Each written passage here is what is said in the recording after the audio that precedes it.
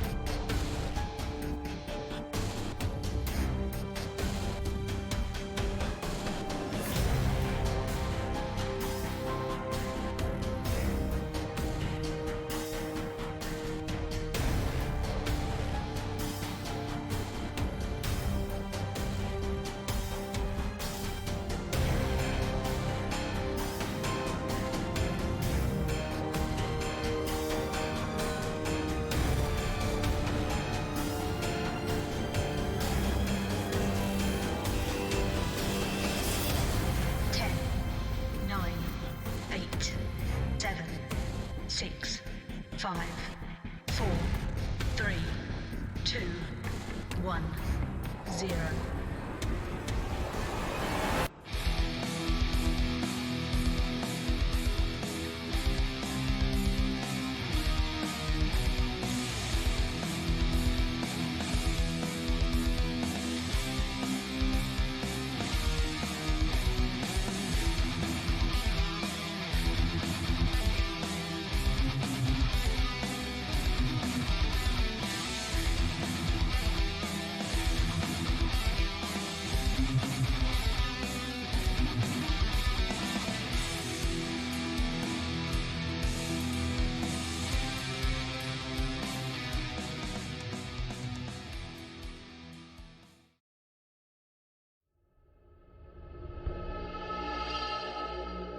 What's up, YouTube? It's your boy, Robert R. Ricks. This is the Real-Time Storytime. We do this every Sunday, 7 o'clock. This is January 19th, 2020. Can you believe this shit is already almost done? The first month is almost finished. It's blowing my fucking mind that we're already at the 19th. It seems like we just did New Year's like yesterday. It's been a little bit of a roller coaster. So anyway, for you folks that are checking this out on the podcast, this happens over on YouTube. Like I said, every Sunday, 7 o'clock, Mountain Standard Time. That'll be 6 o'clock on the West Coast, and I think it's like 9 o'clock over on the East Coast. But if you happen to be like in Colorado or Utah, like me, it's 7 o'clock. All right, so we have on right now some of the usual suspects. We've got Paula Lucky Lope. We've got Vixen, the Mrs. Yakalope. We've got Garen Pandalope. Panda Panda. We got the Yakety Yak Yakalope. And then we've got the oh, I already got the Vixen in here. So anyway, we've got we got four of our usuals. 1, 2, 3, 4, which is awesome. Thank you guys again for coming and hanging out and providing me with the words that we're going to basically do this show off of. Now, obviously, I'm trying to grow this show. I'm trying to get more people in here so we get more words and things of that nature. And that would be great. That would just be out fucking standing, right? But for right now, you guys are probably going to have to do. Oh, I bet the days are crawling for you. I'm sorry, Vix. Oh, excuse me. Vixen has just had some procedures done on her leg, so she's healing up, trying to recover and whatnot. So, if the listeners would do me a kind, solid favor, if you are the praying type like myself, say a prayer for Vixen for speedy recovery. Same for Paula. Paula has some health issues, and if you are not of the religious ilk, just in some positive vibes, some positive universal energy, and that way, we could help get our lopes in a proper health condition, which would just be super duper cool. All right, so let's do this. Since there's only four of us in here right now, if you guys would be so kind as to throw in like three keywords. So if we got four, that'll give us 12, and we can just go from there. I'm going to go ahead and kick that in. Please submit your words now. Thank God that fucking worked, because earlier I've been having some issues. That's why you guys might have noticed a different intro music. It seems like it lost that one little audio bit that goes in the beginning there. I'll have to troubleshoot that later. But for right now, you guys want to start throwing some stuff in there. Is that Militia that you wanted to do, Yakalope? I think that is. It's probably Militia.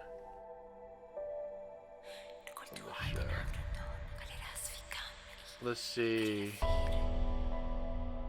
It'll comb your teeth and brush your hair and make you feel like a millionaire, and lemon upside down cake. Okay. It'll comb your teeth,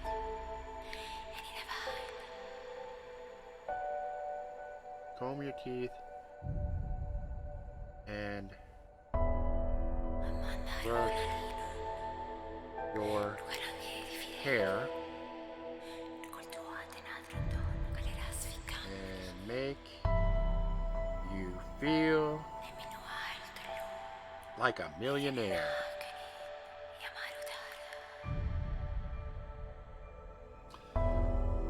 Lemon upside down cake, okay? Lemon upside down. Let's see, Florida Gator.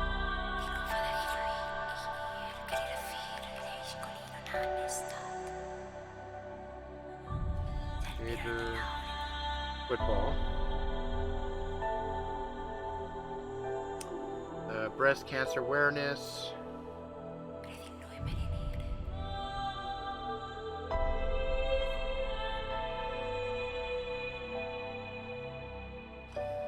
Nicotine patches.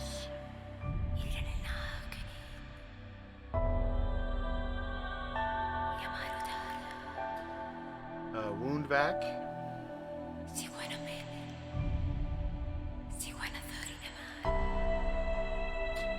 Wound vac. I think I know what that is. It'll comb your teeth and brush your hair and make you feel like a millionaire.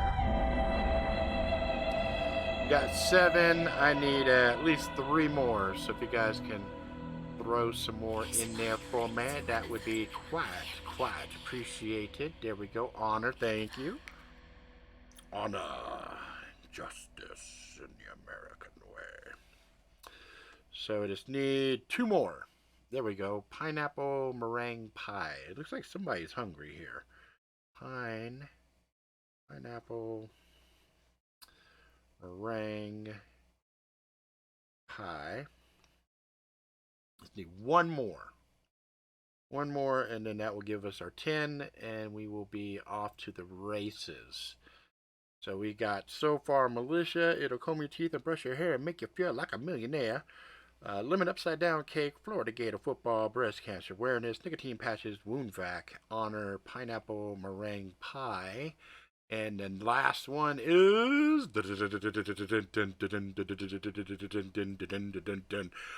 boom. Yay, nay, maybe, I don't know what to say. Let's okay, well anyway, while I'm waiting for this last word. Oh, there it is, diabetic shock. Diabetic shock. I think we've used quite a few of these in the past. Some of these seem very familiar to me. Diabetic shock. He's got a sweet craving. Yes, he does. Okay, you know what? I think that's gonna be good for now. And so what I'll have to do is figure out what I'm going to do with these here words. So I start the music. Give me 2.5 minutes here. Go ahead and go back in here. Turn that off. All right. Again, the words of Militia. It'll comb your teeth and brush your hair and make you feel like a millionaire. Lemon upside down cake, Florida Gator football, breast cancer awareness, nicotine patches, wound vac, honor, pineapple meringue pie, diabetic shock. And while I am figuring out what we're gonna put, I just want to double check something. Make sure.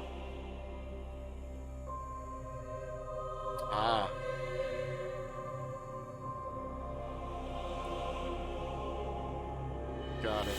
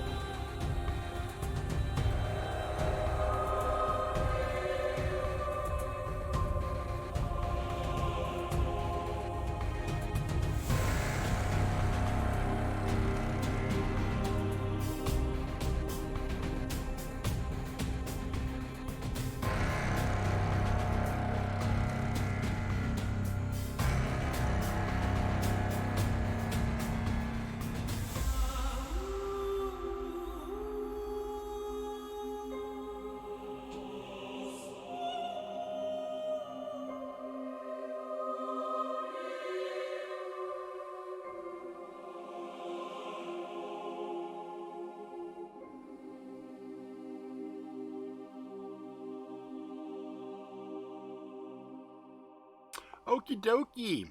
All right, so we got Militia. It'll comb your teeth, brush your hair, make you feel like a millionaire. Lemon upside down cake, Florida Gator football, breast cancer awareness, nicotine patches, wound vac, honor, pineapple meringue pie, and diabetic shock. I have a couple of notes here that I wrote down here on the bottom. And that is just there for me to have as a reference, mostly just for like loose idea as well as names, so that way I can remember names as I'm doing stuff. And oh wow, everything suddenly got so loud when I took the headphones off. So that's gonna be that. Let me take a sip of my delicious weird shaped Pepsi with a splash of blueberry juice. I gotta say, it's actually really delicious. Not like Pepsi endorses or sponsors my show, but it's pretty good. So anyway, if you guys are interested in a different Pepsi with a little bit of a tartness to it, Pepsi with blueberry splash is really delicious. Okay. All right. Let's get the show started. Now, whenever I use one of these keywords, I'm going to flash this if I can remember it. For you folks listening on a podcast, just remember Militia, it'll comb your teeth and brush your hair and make you feel like a millionaire. Lemon upside down cake, Florida Gator football, breast cancer awareness, nicotine patches, wound vac, honor, pineapple, meringue pie, and diabetic shock. Okay, let's go. I sat at the table, anxious. I wanted my money. He was, as usual, late as fuck. And this, I knew, was going to be a problem. It wasn't rare for Richie to be late. The guy could never keep time the way he was supposed to. It was a pet peeve of mine that irritated me to no end. But his lateness was somewhat predictable. Usually 15 minutes to 30 minutes was his average. Anything beyond that, I would start to become concerned. As it was only 1 minute past the allotted time that we had agreed upon, I wasn't too concerned. I decided, as my stomach grumbled, that perhaps I would give in and actually order something, since it appeared I had time to spare. I looked over the menu. There was a lot of your typical diner fare. There was the obligatory burgers, hot dogs, corn dogs, tater tots, etc. It had some desserts. I wondered if perhaps something sweet would work for me. But then I paused. I had considered possibly the lemon upside down cake, or maybe the oh so delicious sounding pineapple. Oh my god.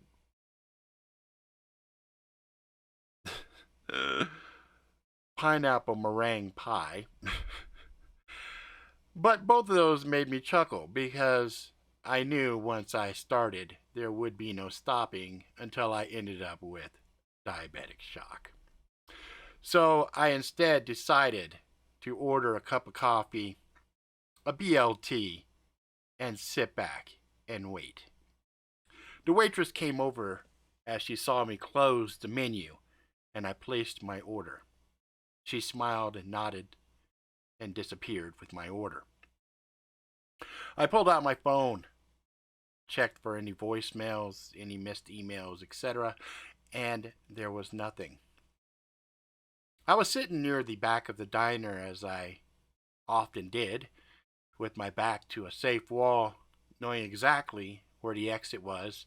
It was an even distribution. The exit to the back was roughly the same distance as the exit to the front of the restaurant, but it gave me a good vantage point of both the front, the back, as well as the kitchen. Call me paranoid if you want, but fuck it, I'm still alive, and a lot of my peers are not. So, yay me. I attributed my paranoia to half of the formula which kept me breathing. The other half was a keen sense of, oh shit. I called it my oh shit meter. And at that moment, my oh shit meter started to flip flop in my belly. I looked at the front. 3 men walked in. I paused, looking around. I knew I had my gun on me. I had a couple of knives. But I was curious. What were these fuckheads up to? They walked in, took a seat right around the main diner bar area, sat and waited. Waitress came. They all ordered Cokes. I thought perhaps this time, maybe, I was being a bit too paranoid. I looked around. The diner was somewhat full. There were a lot of couples.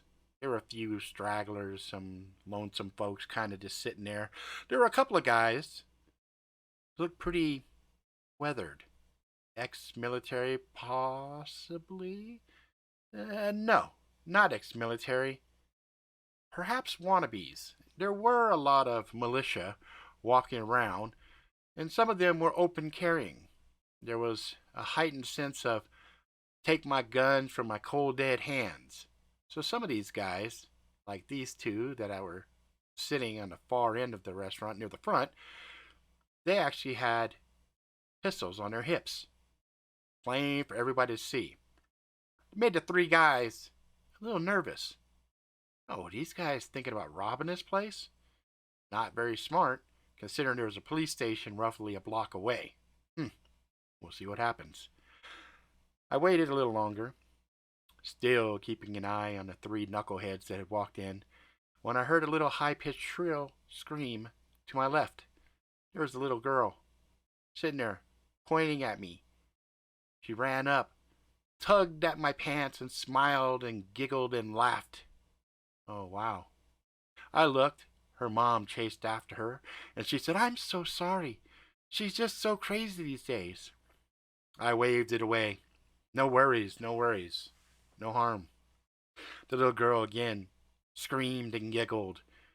I looked at her, wondered, would I ever slow down enough to possibly even consider having a child? Probably not. Not in the life that I had chosen. Not conducive to raising children, I thought to myself and nodded. I looked up again. One of the three was staring pretty intently at me, which also made the hairs on the back of my neck rise slightly. I looked back at him, made a point to not look away. I held my gaze firmly on him, gave him a "what the fuck are you looking at" nod. He looked down, then turned, said something to the other guy. He, in turn, looked up, made eye contact with me, quickly looked down, and nodded. I wonder if these guys are here for me. I hope not. Not really in the mood for a fucking tussle. I kinda was in the mood to go home, maybe unwind a little, pop open a couple of cold beers, and sit back and watch my fucking Florida Gator football action get down and have some fucking fun. But something told me that was probably not going to happen. I looked up, and there was a TV on. On it, there was weather. Newscaster was talking about a storm that was going to blow in the next couple of days, and something told me perhaps the storm was already here. Just not the type he was talking about. I decided, fuck it, I better play this super safe. I pulled my bag from the chair that was sitting next to me, put it in front of me as if I were looking for a laptop or something else, with the bag firmly raised up. It obscured anybody's view on what my other hand was doing, which was reaching into my jacket, pulling my pistol, sliding it under the bag, and putting it off to the side, making for a much easier grab if I needed it, which was feeling more and more likely. I glanced at my watch. 5 minutes passed. Okay, still within the safe zone of Richie, late Richie. Okay, fucker. I really hope and I pray this is not some bullshit. A woman sat at a table directly in front of me, began sobbing softly. That caught my attention. What the little fuck? Why is this woman crying? She picked up her phone. She dialed a number. I could hear it. She must have had bad hearing or something because her phone was exceptionally loud. It rang, and I heard another female voice pick up. She talked for a second, took a deep sobbing sigh, and continued. I felt a pang in my chest as I heard the woman talking about her issues with the only thing I could assume was perhaps a sister or maybe a daughter talking about the news that her doctor had just given her. Cancer. Breast cancer. I listened to the conversation a little more and it made me sad. And I thought to myself, somewhat detached, if the stupid ads for breast cancer awareness could capture a tenth of what I was experiencing with this woman, then perhaps they'd raise a lot more money and awareness. I felt bad for the woman in front of me and I wished there was something that I could do. I got paid to kill people, but it was at that moment I wish I was paid to kill that horrible, horrible disease. I hated cancer. Cancer had taken a few good friends of mine, and that made me somewhat soft and receptible to the pain of hearing somebody else inflicted with it. I looked away and decided I needed to stay in the here and now and not be distracted. I noticed the third guy was fidgeting, really anxious. He couldn't stop bouncing. He was sitting there and he was scratching at his arm, and I noticed as he did, there was a patch there, and I nodded, understanding. Part of why he was fidgeting was he was probably using too many of those nicotine patches. He was one of those guys that had said he was going to quit smoking or something else and decided to just instead overdose on these nicotine patches like crazy. I had a few friends that did that all the time, and it always made me laugh. They'd be using nicotine patches, nicotine gum, nicotine this, nicotine that, whatever. Finally, I would tell some of them, dude, just shut the fuck up and smoke a goddamn cigarette. You're driving me fucking crazy with this shit. But this wasn't the time. I again studied. Now all three of them were studying me, looking at me. This, I decided, was most definitely going to be a problem. There was something on the first guy's face, some form of recognition. I again stared back, gave him the what the fuck are you looking at? This time a little meaner, a little more bravado added in my facial expressions. Let my sneer let him know, fucker, I'm not one to play with. Why don't you and your friends get the fuck out of here? I tried to convey that as much as you could with a stare. But again, they broke gaze and began chit-chatting with themselves. My BLT showed up, and I sat and I took a crunch, a bite, and it was good. A little, I wished tomatoes were a little firmer, but all things said, it was good. I watched as their food showed up, and they sipped their cokes, and an uneasy silence fell on a diner. It's one of those moments where the normal chaos, the normal hustle and bustle, for whatever reason, subsides for this perfect, surreal, almost unnatural experience when everything gets fucking quiet at once. And everybody knows it, everybody feels it. I could see the looks on different people's faces. Even the woman who had been sobbing in front of me had hung her phone up, and she sat there in silence as well. Something was definitely going to go down. I did not wish this to happen, as my peripheral gaze showed me the little girl, and I thought to myself, this cannot go down, not with her here. If it had been a diner full of adults, perhaps I would have allowed things to happen as they were supposed to.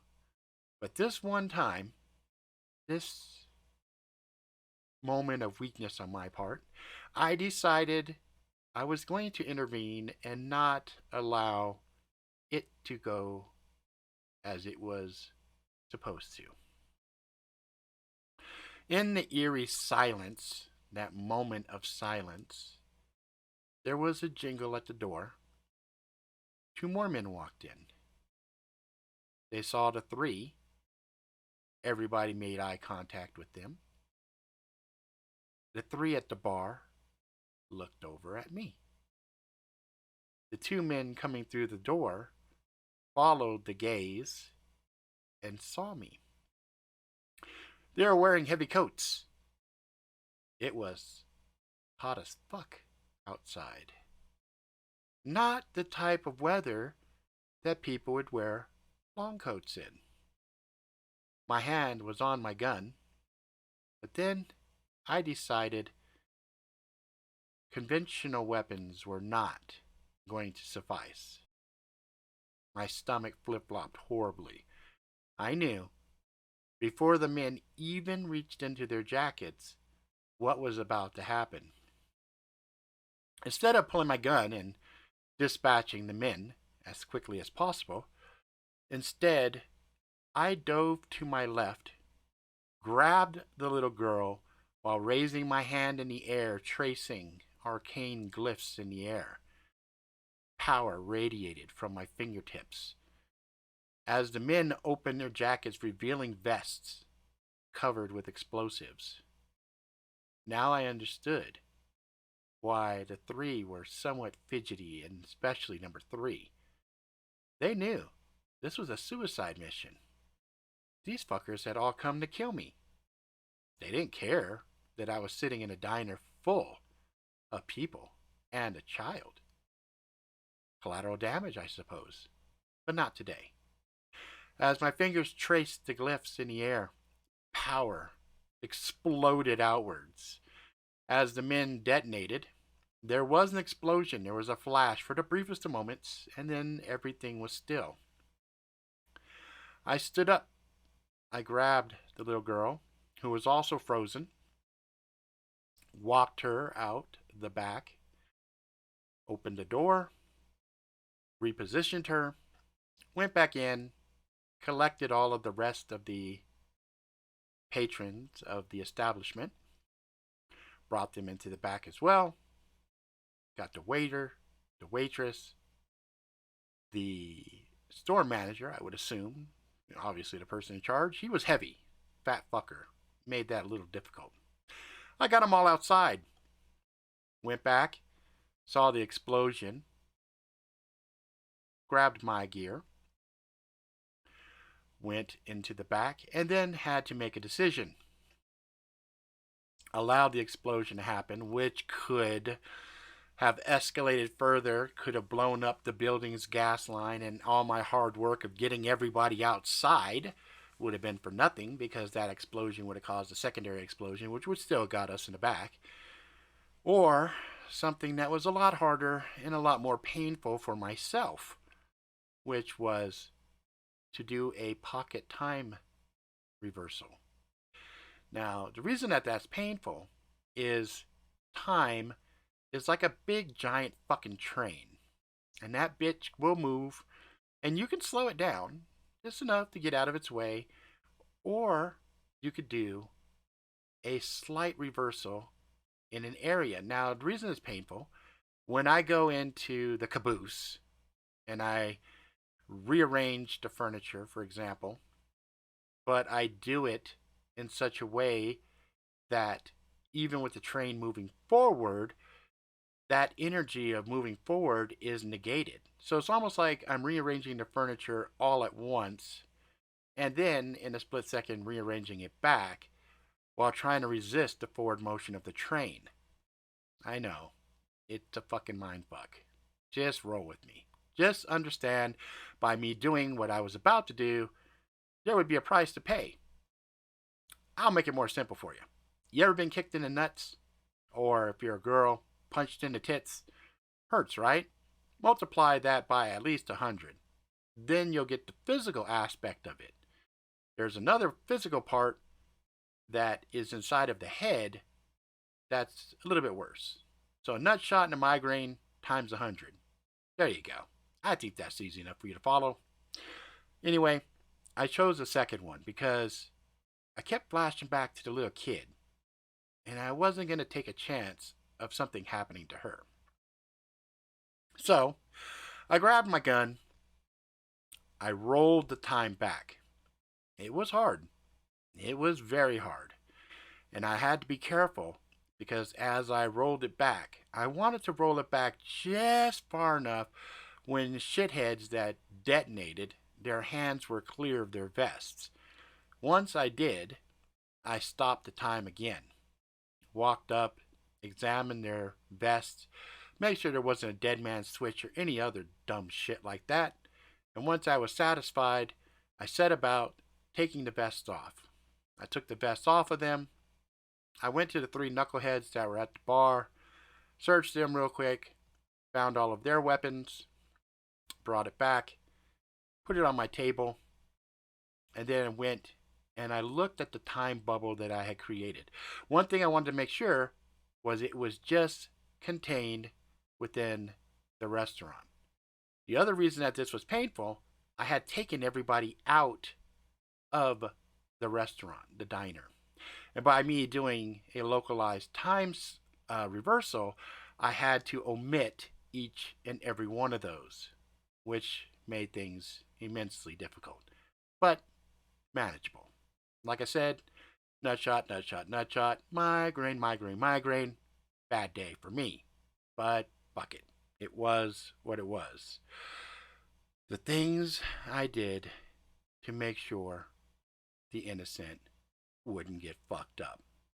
Now, before you get all, ooh, wow, you got so much honor, you're such a good fucking guy, understand, I've used this ability also to fuck people up.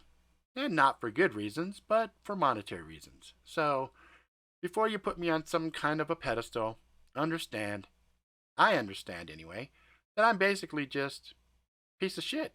I do stuff for money.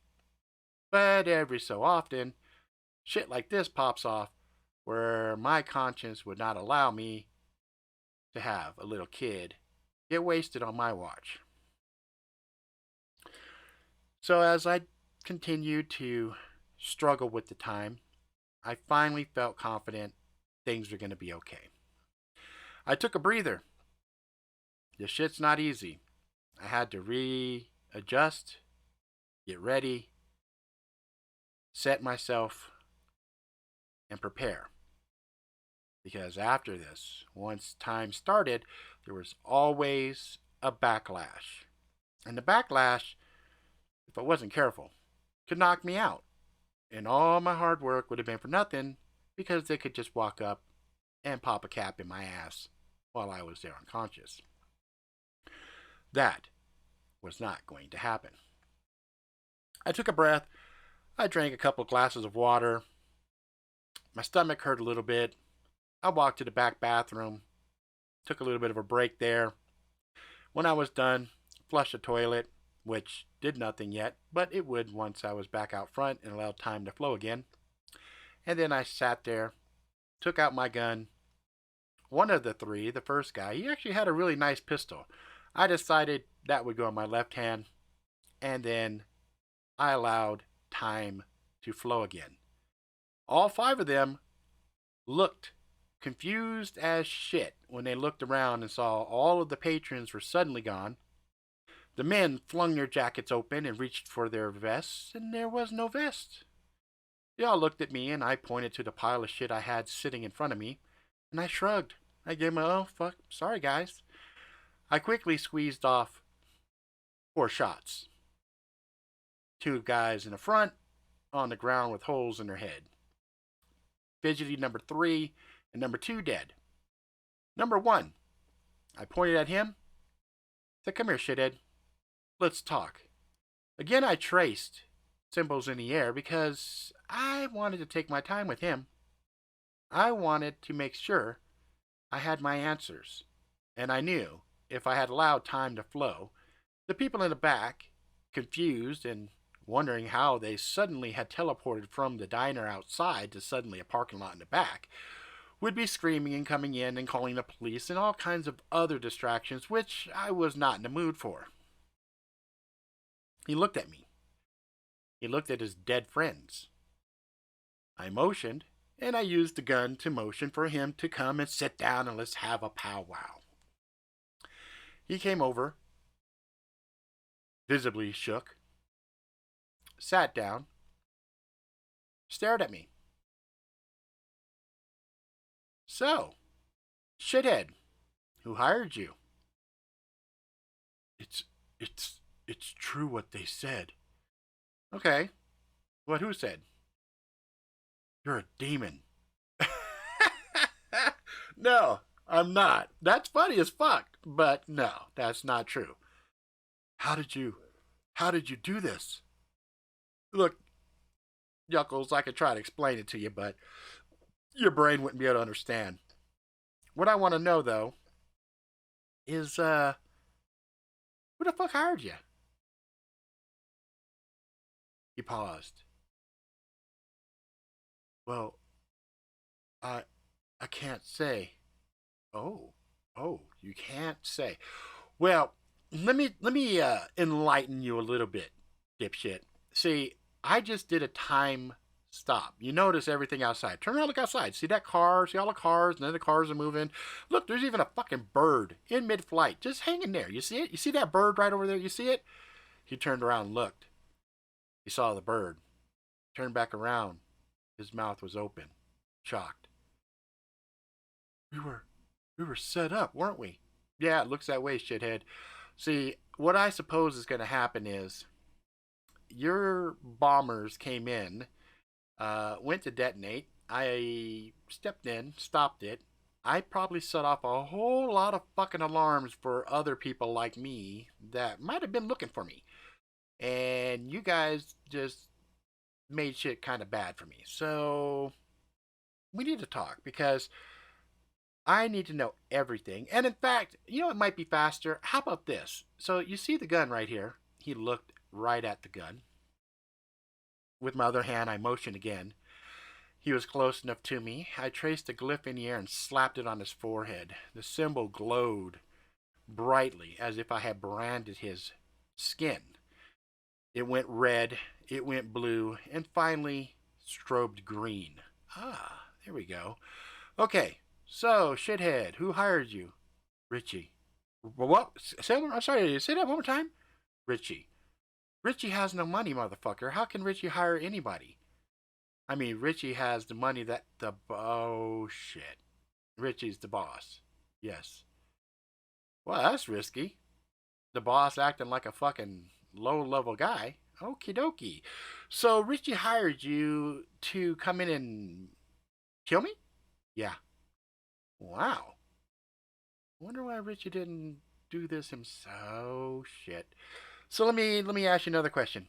Richie happen to have a golden cane that he walks around with sometimes?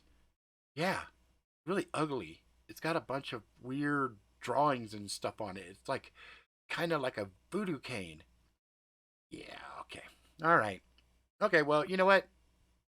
I want you to I want, when we're done here, for you to go back to Richie and tell him he's a cocksucker and I'm coming for him. Okay? Uh, I can't do that. Why? Well, because Richie expects me to be dead. Oh, so you knew this was a suicide mission? Yeah. Why would you do that? Because they were gonna help my brother and my sister, and they were gonna pay a bunch of money, and my mom was gonna be, you know, ah, age old. Can take care of all your debts, take care of this, that for you, set your family up nice, blah, blah, blah. Yeah. All right. And if you're not dead, then the deal's off the table. Yeah. But what if you died and I didn't die? You ever think about that? Well, he said if we did the job, look, I feel bad for you. I do.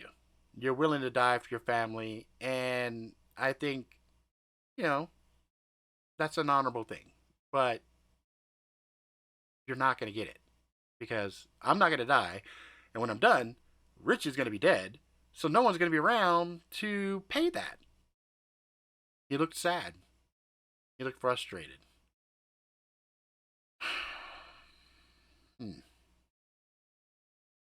Tell you what.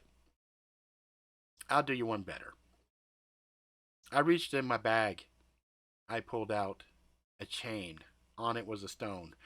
I've had the stone for a long time, but I don't think it was much use to me anymore. But to this guy, possibly. All right. I'm going to give you something. I'm going to give you a chance to turn your life around. I'm going to check up on you. I'm going to look at you, I don't know, I'm going to visit you in a year from now. I already know everything I need to know about you, dipshit. If you're not on the right track, I'm going to take you out. But I'm going to give you a year. I'm going to give you a head start, let you turn some shit around. Maybe you can help your family out. How's that sound? He looked at the stone. What is it? Yeah, it's a luck stone. What does it do? It'll comb your teeth, brush your hair, make you feel like a millionaire. No, I'm just kidding. It's a luck stone.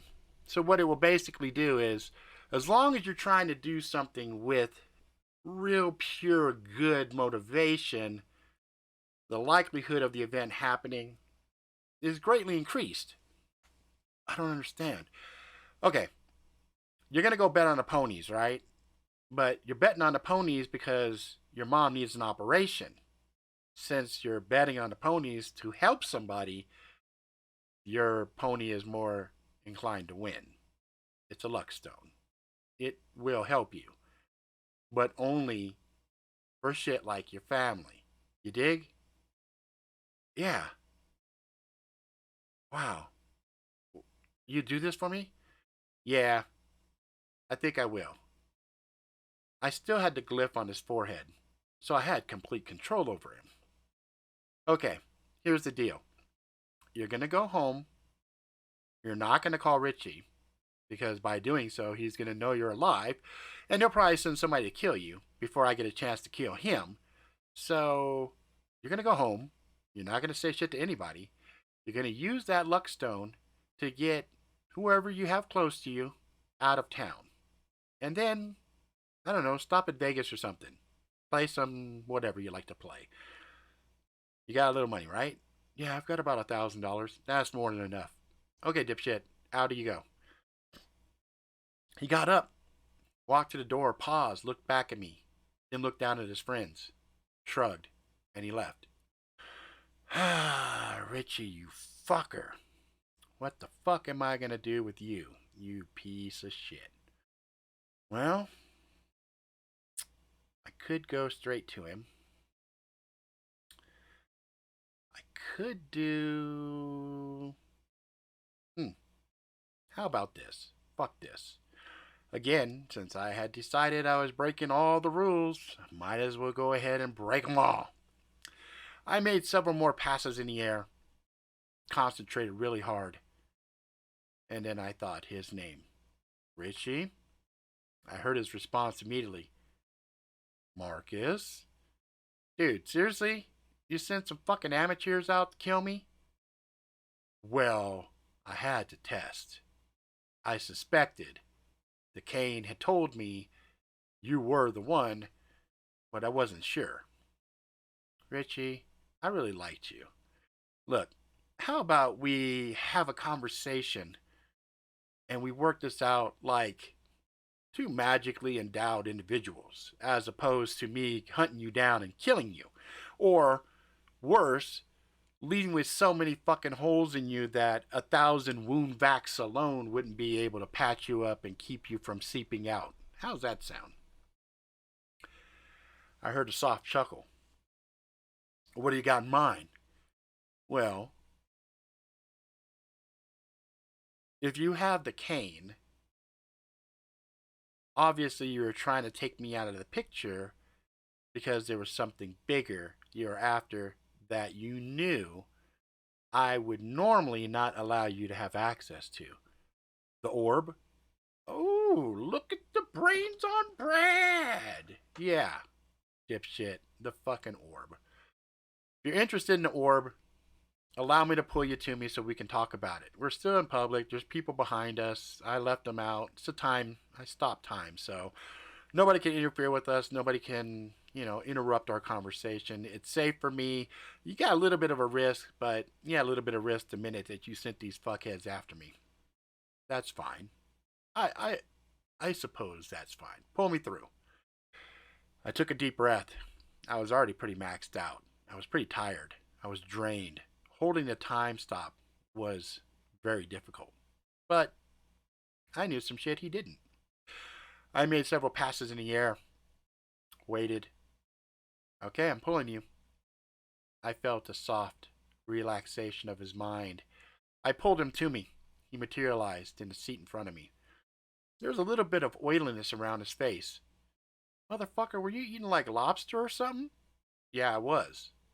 So you sent these fuckers to kill me and you're eating lobster waiting for them to let you know I was dead?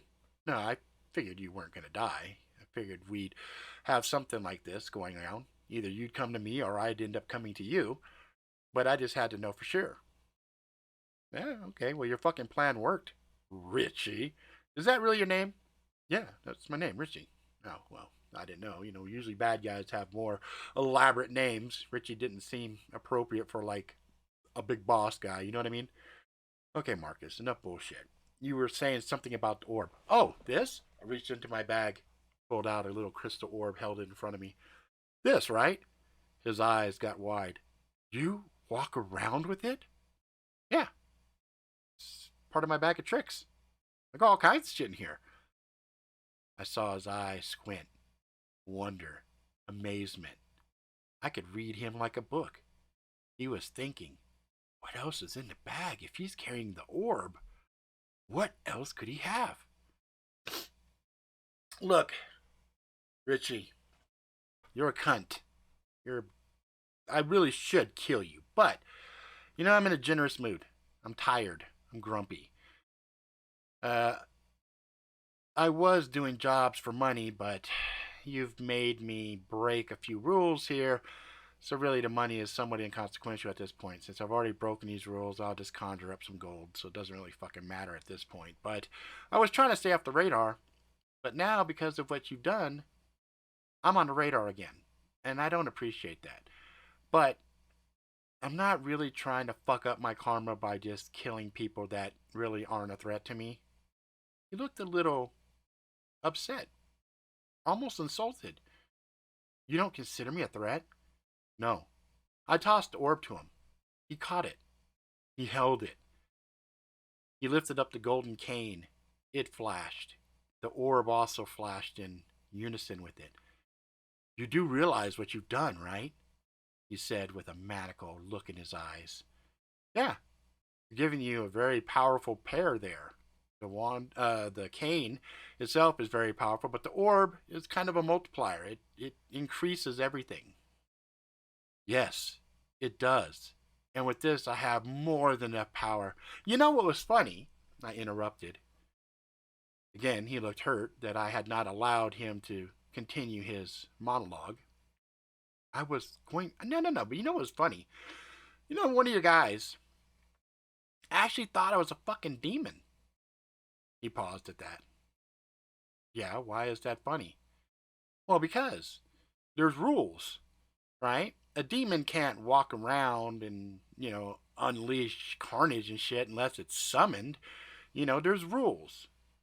Things have to happen in order for a great evil to be unleashed on the world. And there's checks and balances. His eyes narrowed at me, suspiciously. Why are you telling this to me? Oh, I was just making some idle shit. Anyway, you were going to say something. You had the cane and you had the orb and you had the power. What were you going to do? What were you saying now? With this, I can destroy you. Yeah, probably, but you won't. Why not? Because it's stupid. You wouldn't do that. Really. He started to raise him up. He began to glow. Fire began to dance around him. His eyes blackened. He smiled at me, a wicked grin. Marcus, I will be powerful, and you will be nothing. A brilliant flash. Then ebony tendrils danced around him and shot forth as if to grab and destroy me. I sat and waited, head tilted, smile on my face. You did it now, boyo. The tendrils suddenly hit a wall around me. He looked confused. Yeah, remember I told you there's rules, knucklehead? I told you there's a price for everything. Well, you, by using the cane and the orb at the same time, have really set off alarms that I could never even hope to set off. So, guess what's coming for you? He looked around, panic in his eyes. He could hear it. There were howls, barking. Yeah, I imagine right about now you're hearing a bunch of barking. His eyes looked at me. What are those? Oh, those would be hellhounds. You see, the orb wasn't mine. I borrowed it a long time ago. But I was always very cautious with what I did with it, and I always kept it in the bag when I used it, thereby not letting its actual owner know that I was in possession of it. But you used it in the open. He now knows who has his possession. And he's not going to care who had it before. He just wants the person who has it now. Quickly, Richie tried to throw it to me. Did nothing. Stuck to his hand like glue. Again, I shook my head. Not going to work, shithead. So I told you. I warned you. I tried to give you a chance. But no. Greed, ambition, and ego. Well, there's a reason that a lot of those are cardinal sins. So, enjoy your time in hell, shithead. About that time, the door flung open.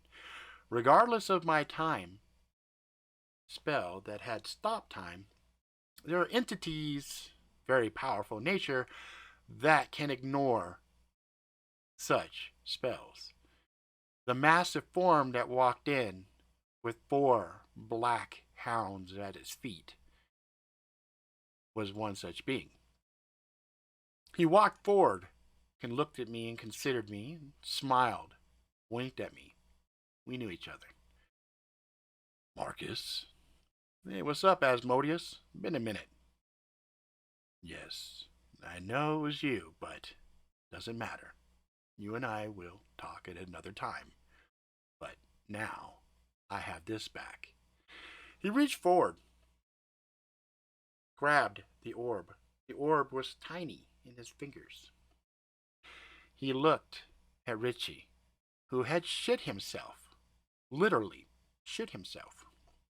And you will act as my plaything until I am bored with you. He motioned and the hellhounds jumped, tore off his arms, his legs, left his head attached to his torso. He screamed. The cane was sitting there. Asmodeus looked at it. The cane. Wow. Now that is a prize. Yeah, take it. It's yours. Consider it fair trade.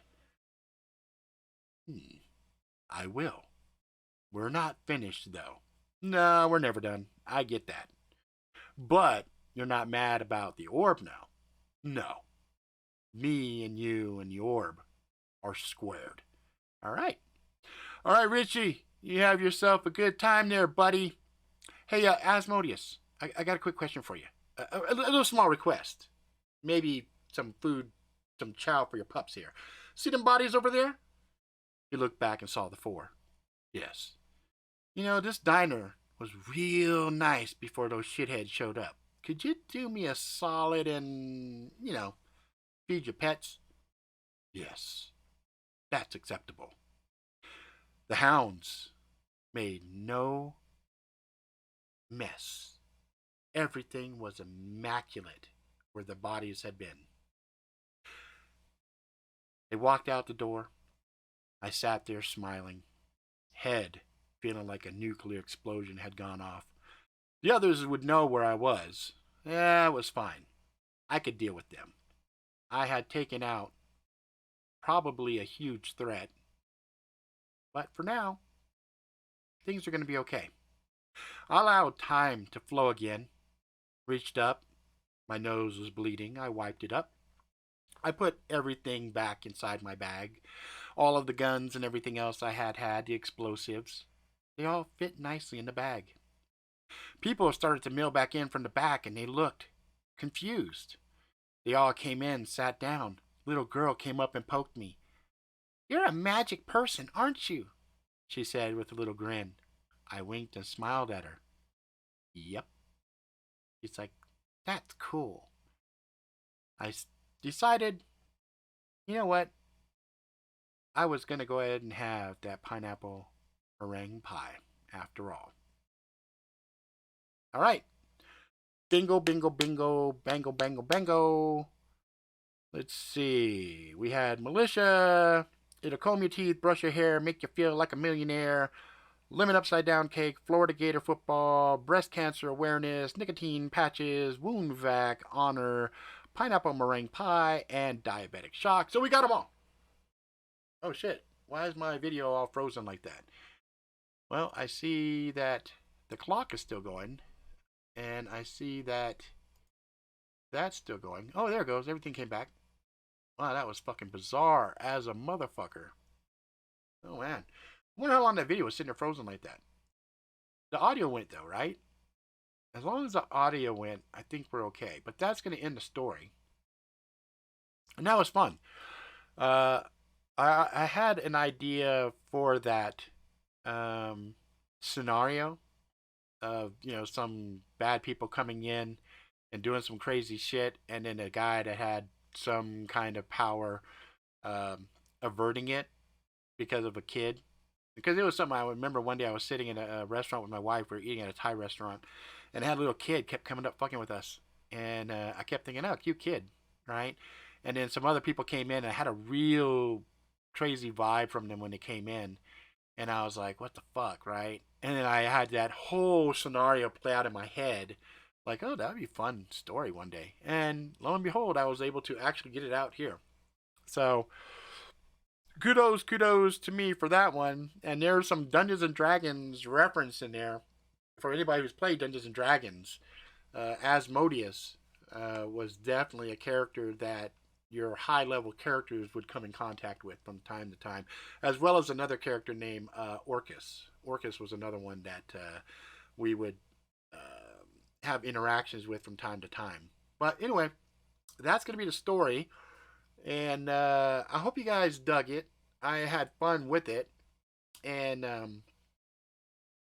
it was one of those types of stories that's always kind of fun to do and have a little bit of weirdness with it.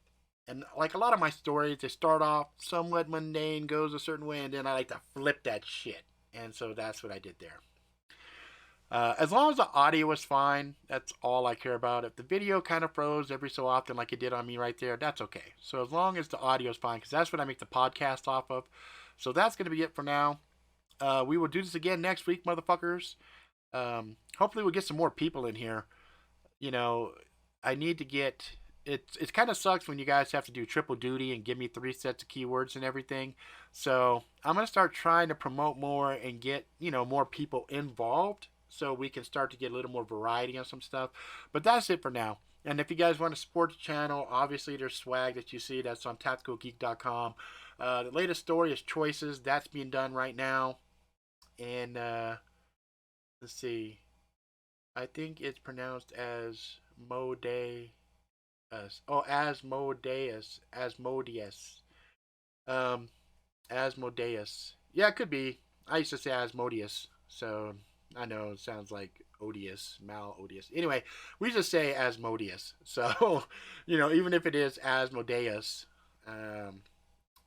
when we used to play Dungeons and Dragons, we used to say Asmodeus. So, you know, sometimes old habits, and plus, sometimes I like to fuck up things' names a little bit. Just because saying things as names accurately, like Ball, I'm not going to say his name the way it's supposed to be.